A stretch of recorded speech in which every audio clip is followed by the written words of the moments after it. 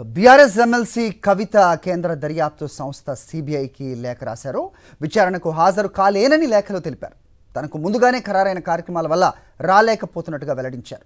ఏదైనా సమాచారం కావాలన్నా, ప్రశ్నలు అడగాలన్నా వర్చువల్గా అందుబాటులో ఉంటానని స్పష్టం చేశారు. 41A, 41A కింద తనకిచ్చిన నోటీసులను రద్దు చేయాలని కోరారు ఎమ్మెల్సీ కవిత.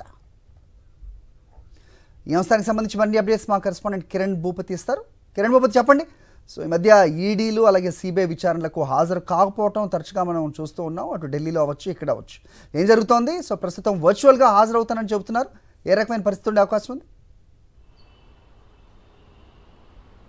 ఈరోజు సిబిఐ విచారణకు రావాల్సిందిగా ఎమ్మెల్సీ కవితకు సిబిఐ నోటీసులు జారీ చేసినటువంటి నేపథ్యంలో నిన్న సాయంత్రం సిబిఐకి ఒక లేఖను కూడా ఎమ్మెల్సీ కవిత రాయటం జరిగింది. ఈరోజు ఆ విచారణకు నేను హాజరు కాలేకపోతున్నాను కూడా స్పష్టం చేశారు. ఎందుకంటే ముందే ఫిక్స్ అయినటువంటి కార్యక్రమాల బిజీ షెడ్యూల్లో తాను ఉన్నాను. ఖచ్చితంగా మీకు ఏమైనా సమాచారం కావచ్చు, ప్రశ్నలు కావచ్చు, అడగాలనుకుంటే వర్చువల్గా అందుబాటులో ఉంటానని కూడా చెప్పడం జరిగింది.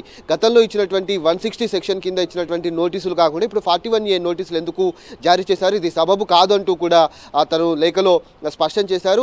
ఎందుకంటే రాజకీయంగా తనను దెబ్బలు తీసేందుకు కుట్ర పన్నుతున్నారు అనుకుంటా తాను చాలా పెద్ద ఎత్తున ఒక లేఖను కూడా చాలా ముఖ్యమైనటువంటి అంశాలను కూడా ఇందులో ప్రస్తావించడం జరిగింది.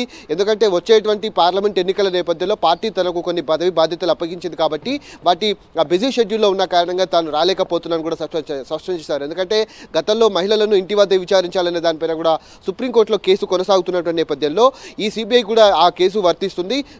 దాదాపు ఒక నెల క్రితం పాటు జరిగినటువంటి సుప్రీంకోర్టులో కేసు విచారణలో భాగంగా కూడా ఆ కేసు ప్రస్తుతానికి వాయిదాలు పడుతూ వస్తున్నటువంటి నేపథ్యంలో ప్రస్తుతం తాను హాజరు కావటం లేదంటూ కూడా తాను లేఖలో స్పష్టం చేసి ఉన్నటువంటి కార్యక్రమాల షెడ్యూల్లో ఉన్నాను కాబట్టి ఏమైనా కావాలనుకుంటే వర్చువల్గా అందుబాటులో ఉంటానని కూడా లేఖలో తాను స్పష్టం చేసినటువంటి పరిస్థితులు అయితే కనబడుతున్నాయి. ఈరోజు మాత్రం తాను సిబిఐ విచారణకైతే హాజరు కావటం లేదు. హరి.